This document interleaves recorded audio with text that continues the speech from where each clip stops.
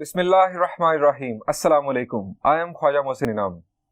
Students, हमारा topic चल रहा है सर्कल्स कनेक्टेड विद ट्रायंगल।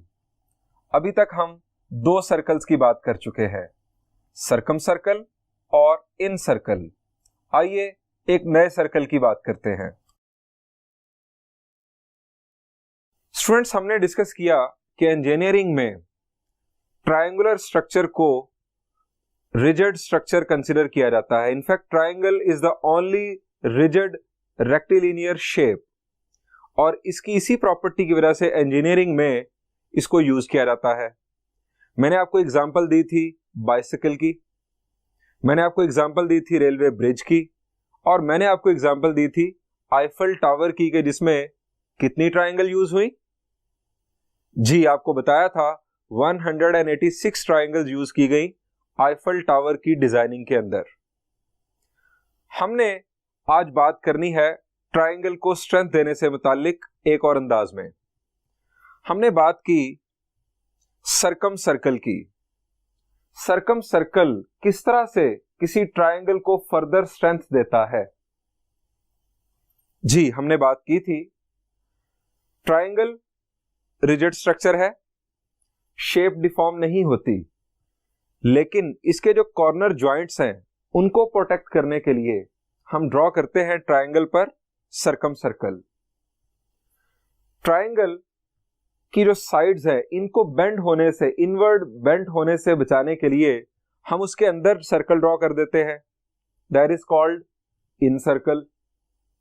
अब बाज दफा इंजीनियर्स को किसी ट्रायंगुलर स्ट्रक्चर की दो साइड्स एक्सटेंड करनी पड़ती हैं, जैसा कि आप देख रहे हैं। अब जब ये दो साइड्स एक्सटेंड कर दी किसी वजह से, तो ये दो साइड्स बेंड हो सकती हैं अंदर की जानिब। अब इनकी बेंडिंग रोकने के लिए इंजीनियर्स ने दोबारा सोचा और हल क्या निकाला? जी, हल ये निकाला कि ये जो दो साइड्स एक्सटेंड की हैं इनके अंदर की जानिब एक सर्कल ड्रॉ किया जाए, कुछ इस तरह से। अब वो सर्कल एक्सटेंडेड साइड्स को इंटरनली टच कर रहा हो और जो थर्ड साइड थी उसको एक्सटर्नली टच कर रहा हो, तो मैक्सिमम स्ट्रेंथ मिलेगी इन एक्सटेंडेड लेग्स को।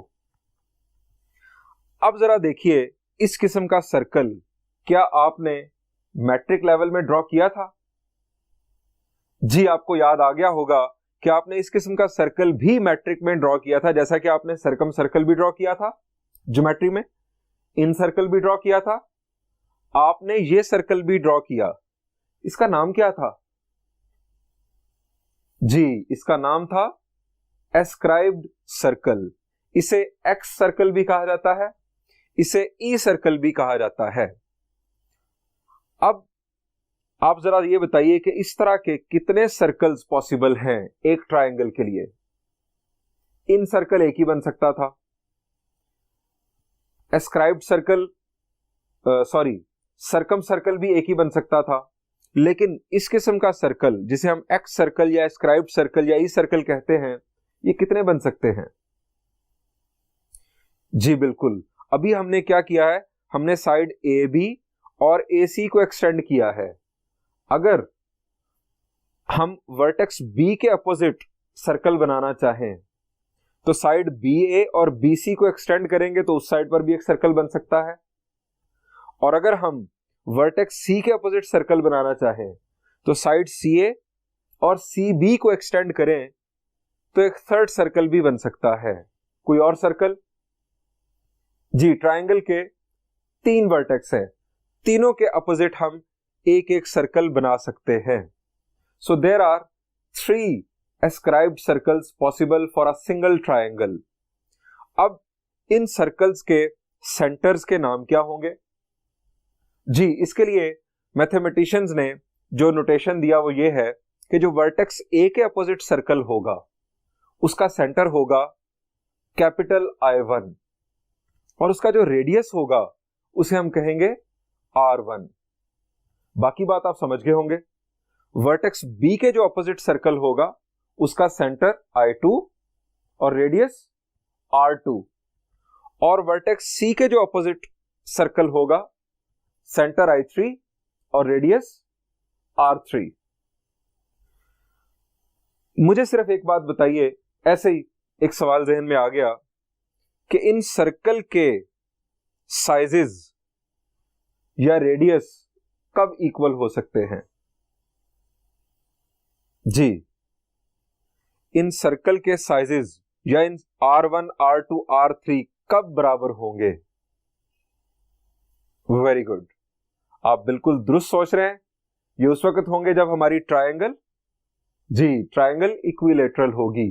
अगर उसकी तीनों साइड्स बराबर होंगी तो बनने वाले तीनों ई सर्कल्स साइज में सेम होंगे, उन तीनों के रेडियस बराबर होंगे। हमें अब यहां पर क्या सीखना है ट्रिग्नोमेट्री में? हमें इन ई सर्कल्स का रेडियस कैलकुलेट करना सीखना है कि रेडियस किसी ट्रायंगल के लिए जो हमने ई सर्कल ड्रॉ करना है उसका रेडियस क्या होगा, किस रेडियस का हम सर्कल बनाएं कि वो ट्रायंगुलर स्ट्रक्चर के साथ फिट हो सके। आइए रेडियस कैलकुलेट करने का फॉर्मूला ड्राइव करते हैं।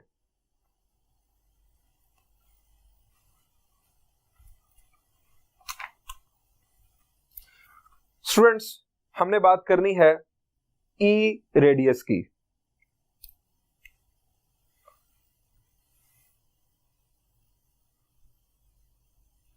For any triangle ABC with usual notations,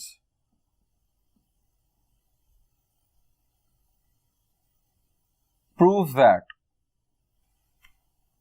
हमने बात की कि यहां पर हमारे पास तीन सर्कल्स हैं, तीन एक्स सर्कल्स हैं। हम इन्हें ई सर्कल भी कहते हैं, हम इन्हें एस्क्राइब्ड सर्कल्स भी कहते हैं। तीन सर्कल्स हैं, तो इसका मतलब यह हुआ कि तीन रेडियस होंगे। जो वर्टेक्स ए के अपोजिट सर्कल होगा उसके रेडियस को हम कहते हैं R1। R1 कैलकुलेट करने का फॉर्मूला है delta over S minus A। Delta area of triangle, S आप जानते हैं क्या है? जी, half of the perimeter of triangle, और A यानी साइड BC की लेंथ को हम कहते हैं A। ये यूजुअल नोटेशन आपको याद हो चुका है, इसका मसला नहीं है। R2 कौन से सर्कल का रेडियस होगा? जी, जो वर्टेक्स B के अपोजिट ड्रॉ किया जाएगा। अब इसी पैटर्न पर जरा गौर कीजिए, इसका फॉर्मूला क्या होगा? जी, इसका फॉर्मूला होगा delta over S minus B, और R3 के लिए फॉर्मूला होगा delta over S minus C। अब ये तीनों फॉर्मूलाज इनफैक्ट एक ही पैटर्न पर हैं। हम किसी एक का प्रूफ अगर समझ लें तो आप उसी पैटर्न को फॉलो करते हुए रिमेनिंग टू प्रूफ्स बड़ी आसानी से खुद कर सकते हैं। कौन सा प्रूफ किया जाए आपके लिए? जी, हम वर्टेक्स ए के अपोजिट चलते हैं। हम फर्स्ट वन करते हैं। इस दफा मैंने कई दफा थर्ड वन किया आपके लिए डिफरेंट प्रूफ्स करते हुए, आज फर्स्ट वन देखते हैं। ये मैं आपके लिए करने जा रहा हूं।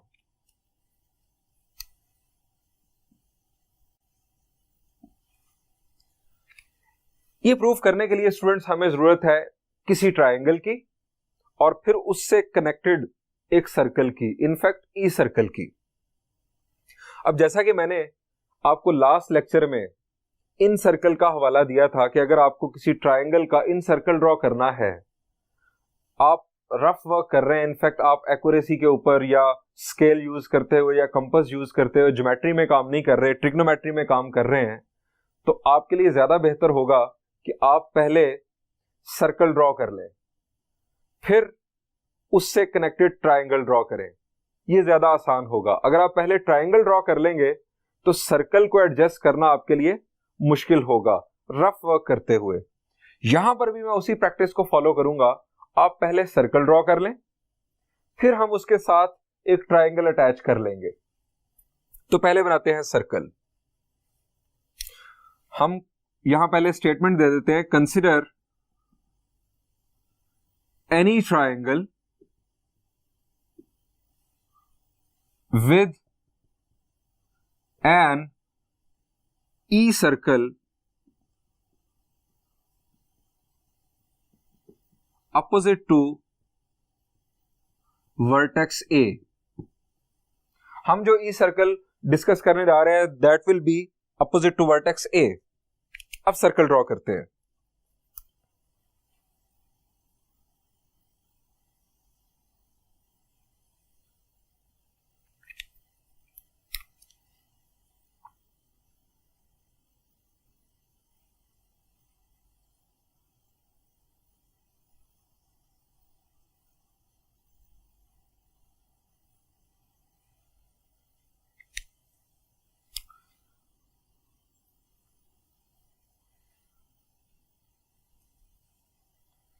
जी, हमने ड्रॉ किया सर्कल, हमने दो साइड्स एक्सटेंडेड ड्रॉ कर ली।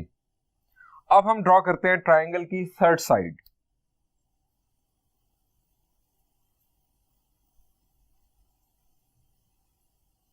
ये आ गई हमारे पास ट्राइंगल की थर्ड साइड।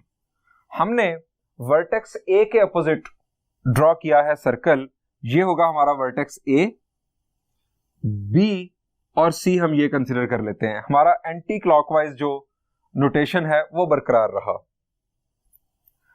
अब हमें बात करनी है इसके सेंटर की। इसका जो सेंटर है, मैंने आपको बताया कि जो वर्टेक्स ए के अपोजिट सर्कल होगा, ई सर्कल, उसके सेंटर को हम क्या नाम देंगे? जी, उसके सेंटर को हम नाम देंगे I1 का। ये सेंटर लोकेट कैसे होता है हमने बात की थी। जी, ई सेंटर की डेफिनेशन क्या है? It is the point of concurrency of one interior angle bisector and two exterior angles bisector. यानी हम ड्रॉ करेंगे एक एंगल बाइसेक्टर, वर्टेक्स ए के अगर अपोजिट ये ड्रॉ हुआ है तो जो एंगल ए है उसका हम एंगल बाइसेक्टर लेंगे। यानी ये एंगल बाइसेक्टर डॉटेड में हम ड्रॉ करेंगे। यहां पर एक्सटीरियर एंगल बी का एंगल बाइसेक्टर और इसी तरह से एक्सटीरियर एंगल सी का बाइसेक्टर। ये हमने बाइसेक्टर्स ड्रॉ कर लिए।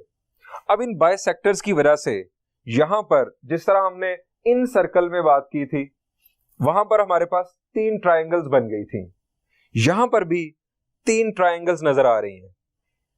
इस सेंटर को साथ अगर हम शामिल करें तो एक ट्राइंगल हमारे पास है ABI1, यानी ये एक ट्राइंगल, और फिर दूसरी ट्राइंगल I1CA, ये एक ट्राइंगल, और ओरिजिनली जो एक ट्राइंगल मौजूद है वो तो मौजूद है ही, एक ट्राइंगल ये भी है I1BC। यानी इनफैक्ट अगर हम यहां पर ये कहें कि 4 ट्राइंगल्स टोटल हो चुकी हैं, एक ओरिजिनल, 3 नई बन चुकी हैं, तो ये गलत नहीं होगा। अब हमारे पास यहां है क्या, हम फर्दर कैसे काम कर सकते हैं? क्या हम ये जो रेडियस है फाइंड आउट कर सकते हैं इस सर्कल का?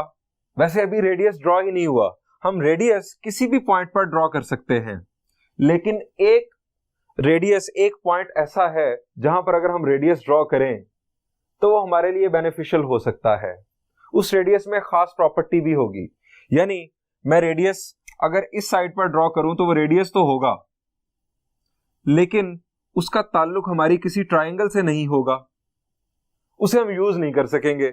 हम क्या करेंगे, हम रेडियस ड्रॉ करते हैं इस पॉइंट पर। ये जो पॉइंट है हम इसे नाम देते हैं पॉइंट ऑफ टेंजेंसी का, कि जहां पर लाइन और सर्कल एक दूसरे को टच करते हैं, ये पॉइंट ऑफ टेंजेंसी। यहां पर हम एक सर्कल ड्रॉ कर लेते हैं, रेडियस ड्रॉ कर लेते हैं। इस रेडियस का नाम, जैसा कि ये I1 सेंटर है तो इस रेडियस का नाम होगा R1। अब यहां पर ये जो हमने रेडियस ड्रॉ किया है, ये परपेंडिकुलर होगा इस साइड पर।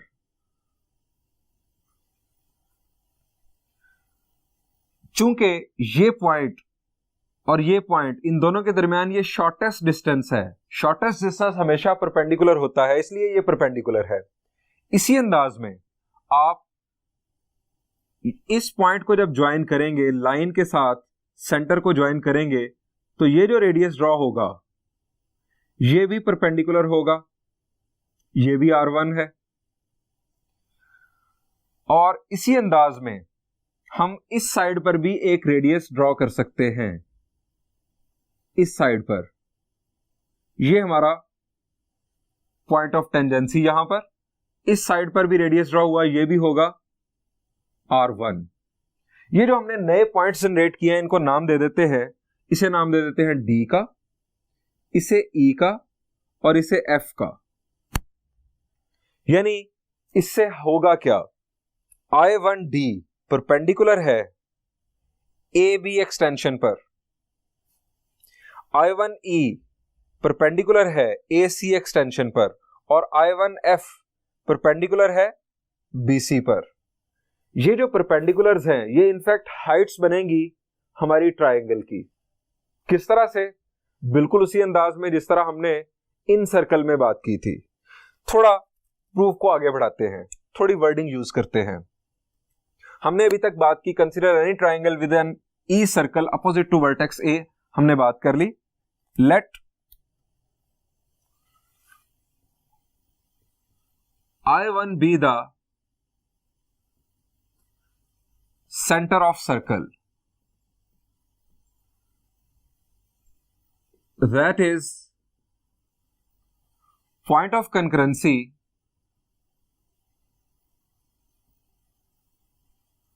अब ये पॉइंट ऑफ कंकरेंसी क्या होता है जी? Meeting point, point of concurrency of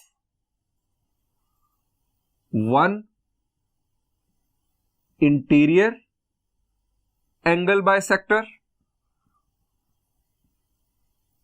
and two exterior angle bisectors। जो वर्टेक्स ए पर बनने वाला एंगल है अल्फा या एंगल ए, उसका एंगल बाइसेक्टर ड्रॉ करें, और बी और सी के एक्सटीरियर एंगल्स के बाइसेक्टर्स ड्रॉ करें। तो ये तीनों बाइसेक्टर्स का पॉइंट ऑफ कंकरेंसी है I1। ये हमने यहां पर जिक्र कर दिया।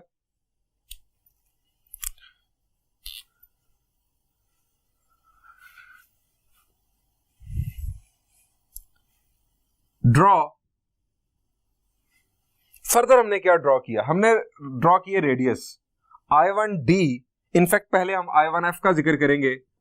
I1F perpendicular to BC,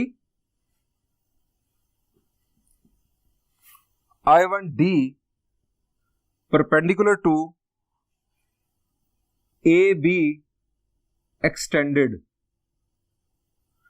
extended की जगह पर हम वर्ड प्रोड्यूस्ड भी यूज कर सकते हैं, इनफैक्ट हमारी टेक्स्ट बुक में वर्ड प्रोड्यूस्ड यूज किया गया है। एंड I1E, ये जो I1E है it is perpendicular to AC extended.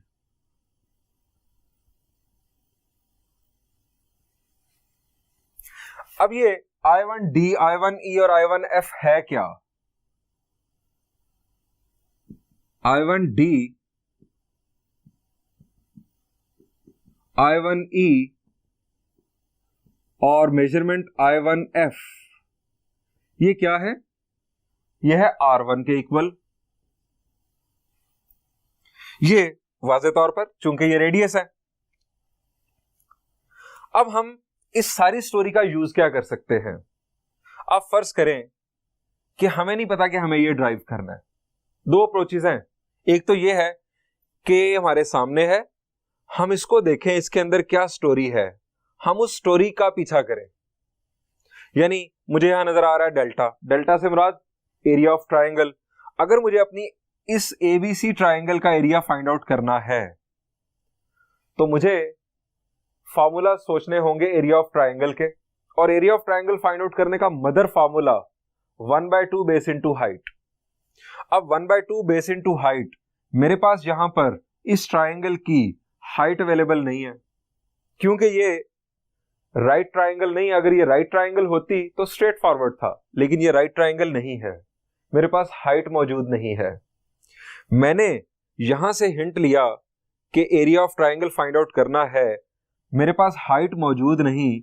मैं फर्दर देखूंगा कि ये जो कंस्ट्रक्शन हो चुकी है या कंस्ट्रक्शन मैं करूंगा फर्दर, और मैं देखूंगा कि अब मैं एरिया कैसे फाइंड आउट कर सकता हूं। मेरे पास परपेंडिकुलर्स अवेलेबल हैं 3।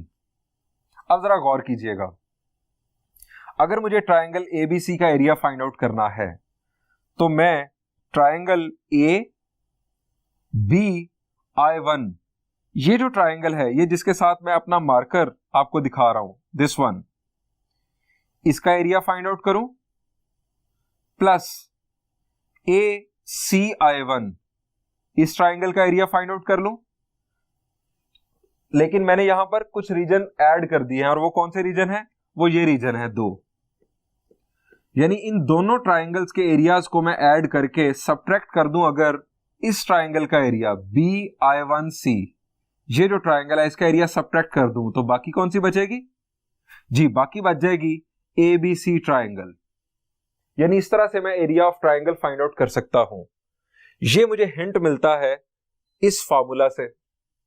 दूसरा तरीकेकार, आप समझिए फॉर्मूला है नहीं, हमने सर्कल ड्रॉ कर लिया, ट्राइंगल ड्रॉ करने के बाद अब हम सोचेंगे क्या करें, इस सर्कल के साथ और क्या स्टोरी अटैच की जा सकती है। और वो स्टोरी ये थी कि हम इस सर्कल के 3 रेडियस कुछ इस तरह से ड्रॉ कर सकते हैं कि जो परपेंडिकुलर हो, 2 एक्सटेंडेड साइड्स के ऊपर और एक ओरिजिनल साइड के ऊपर। अब ये जो रेडियस परपेंडिकुलर हैं, ये बेसिकली हाइट बन रहे होंगे, ये हमें नजर आएगा। हम अपने प्रीवियस जो फॉर्मूलाज हैं, जो लर्न किए हुए हैं, उनको भी ध्यान में रखेंगे। ये हाइट बन रहा है, ये जो रेडियस है हाइट बन रहा है AB के एक्सटेंशन पर। सो हम इस ट्राइंगल ABI1 का एरिया फाइंड आउट कर सकते हैं। इसी तरह हम इसके जो रेप्लिका ऊपर ट्राइंगल है, उसका एरिया फाइंड आउट कर सकते हैं। इन दोनों एरियाज को अगर हम ऐड करें तो गड़बड़ हो जाएगी। ABC का एरिया इससे कम है, एक्सटेंशन है इन 2 रीजन्स की। हम BI1C का अगर एरिया माइनस कर दें तो हमारे पास ABC का एरिया आ जाएगा। ये जो एरिया फाइंड आउट करने की कोशिश होगी, इसके अंदर इन्वॉल्व हो रहा है R1 हाइट के तौर पर।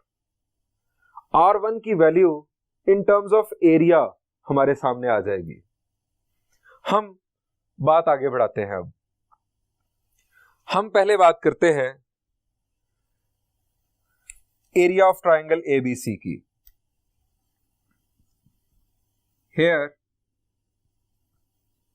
area of triangle ABC is equal to, ABC triangle का area is equal to area of triangle ABI1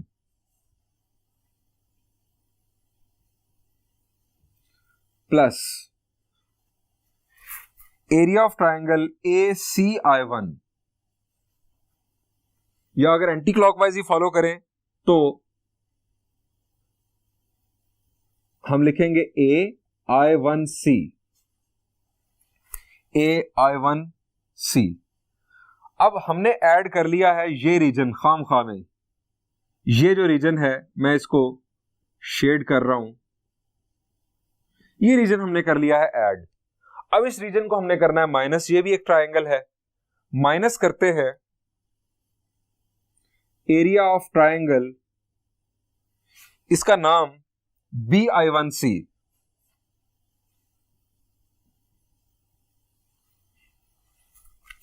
ये जो एरिया ऑफ ट्राइंगल ABC है स्टूडेंट्स, इसे हम नाम दे देते हैं डेल्टा का,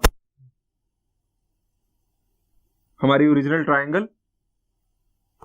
एरिया ऑफ ट्राइंगल ABI1, इस ट्राइंगल की हाइट क्या है? जी, अगर ये बेस है तो ये हाइट है। हाइट का कॉन्सेप्ट क्या होता है, जरा दोबारा से रिकॉल मैं आपको करवा दूं। फर्ज करें स्टूडेंट्स, ये हमारी एक ट्रायंगल,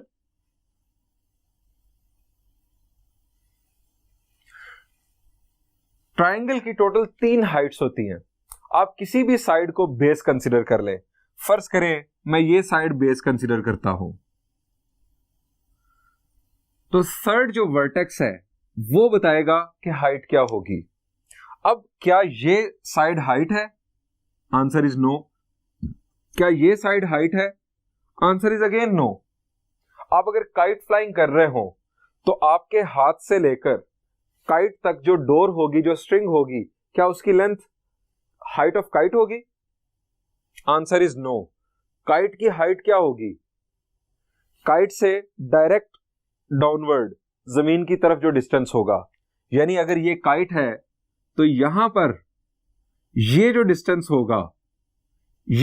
होगा दैट विल बी हाइट, और ये ए बी को बेस मानकर हम ड्रॉ करेंगे। यानी ए बी बेस है और हाइट ये साइड है। हम इसे यूज करेंगे area of triangle find out करने के लिए।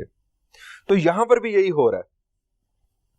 ये हमारी ट्रायंगल, हाइट जो है वो एक्सटेंशन के ऊपर नजर आ रही है। सो इसके लिए जो फॉर्मूला होगा वो होगा 1/2। बेस हम कंसीडर कर रहे हैं ए बी को, और हाइट है I1D plus area of triangle AI1C। ये जो ट्रायंगल है इसमें परपेंडिकुलर ड्रॉप किस पर हो रहा है? जी, परपेंडिकुलर ड्रॉप हो रहा है AC के एक्सटेंशन पर। सो AC बेस होगा 1/2 AC into I1E minus area of triangle BI1C। Perpendicular किस पर ड्रॉप हो रहा है? जी, ये परपेंडिकुलर रेड कलर में हमने ड्रॉप किया था, यहां पर परपेंडिकुलर ड्रॉप हो रहा है साइड BC पर। साइड BC हमारी बेस और I1F हमारी हाइट। अब स्टूडेंट्स पुट करते हैं values. Area of triangle 1/2। Side AB को हम यूजुअल नोटेशन में क्या कहते हैं?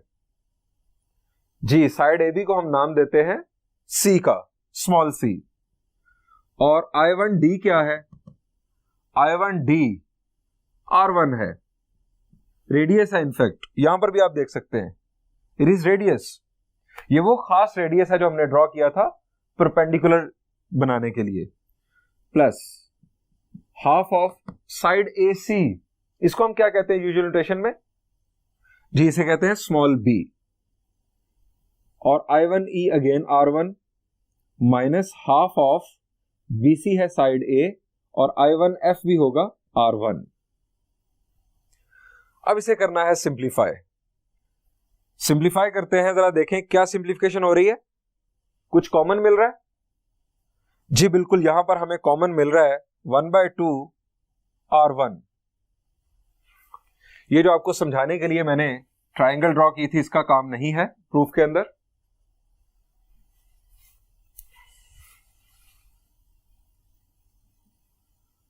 वन बाय टू R1 हमारा common.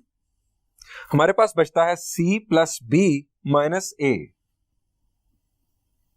C plus B minus A। अब मजीद सिंप्लीफिकेशन, C प्लस B, इसको हम क्या चेंज कर सकते हैं? क्या इसका कोई मुतबादल है? जी, इसका मुतबादल ला सकते हैं हम। एज हमारे पास होता है 2s इज इक्वल टू किसके इक्वल? जी, 2s equal to A plus B plus C। So यहां से C प्लस B की वैल्यू क्या होगी? जी, C प्लस B की वैल्यू होगी 2s माइनस A। पुटिंग ये वैल्यू पुट करते हैं वहां पर, half R1 2s minus A। C plus B की वैल्यू 2s माइनस A हमने पुट कर दी, माइनस A फिर आ जाएगा। 2s माइनस A क्या होगा? जी, आप बिल्कुल सही सोच रहे हैं, 2s minus A will be -2a। अब फर्दर क्या होगा जी, फर्दर हम कॉमन लेंगे 2 और वो 2 कैंसिल हो जाएगा इस 2 के साथ, हाफ r1 2 कॉमन लिया, s माइनस a। अब ये 2 और 2 हुआ कैंसिल, हमें चाहिए थी r1 की वैल्यू, वरना डेल्टा ये तो हमें पहले भी पता था कैसे फाइंड आउट होता है, एरिया ऑफ ट्राइंगल का तो हमें कोई इश्यू नहीं, एस भी हमें फाइंड आउट करना आता है, हमें r1 के लिए एक फॉर्मूला ड्राइव करना था। सो r1 हमारे पास जो ड्राइव हो रहा है, s माइनस a r1 के साथ हो रहा है मल्टीप्लाई, तो दूसरी तरफ डेल्टा को करेगा डिवाइड। ये वो फॉर्मूला है जो हमें ड्राइव करना था, R1 कैलकुलेट करने के लिए फॉर्मूला। स्टूडेंट्स अब वापस आकर जरा कंक्लूड करते हैं, अगर हमें R2 के लिए ये फॉर्मूला ड्राइव करना हो delta over s minus B, तो चेंज क्या आएगा जी, चेंज ये आएगा कि आप ये जो सर्कल है ये वर्टेक्स B के अपोजिट ड्रॉ करेंगे। इनफैक्ट आप सिर्फ नाम बदल दें, आप यहां पर ले आए B, A और C को जहां मर्जी लिख लें, इसी पैटर्न पर एक स्टोरी चलेगी और आपके पास R2 ड्राइव हो जाएगा, और R3 के लिए आप इस पॉइंट पर C ले आए, A और B को जहां मर्जी शिफ्ट कर दें, बाकी स्टोरी इसी पैटर्न पर चलेगी। नामों में तब्दीली आएगी, जाहिर बात है, लेकिन जो लॉजिक है वो एग्जैक्टली यही होगी। स्टूडेंट्स हमने 3 सर्कल्स डिस्कस कर लिए, सर्कम सर्कल, इन सर्कल और ई सर्कल। अब हम चलेंगे एक्सरसाइज 12.8 के अंदर। हमने जो फार्मूलाज ड्राइव किए या इससे पहले जो फार्मूलाज हम पढ़ चुके हैं चैप्टर 12 के अंदर, इन तमाम फार्मूलाज को अच्छी तरह से रिकॉल कर ले, याद कर ले, क्योंकि ये सारे फार्मूलाज अब यूज होंगे एक्सरसाइज 12.8 के अंदर। That is very interesting exercise. Thank you and Allah Hafiz.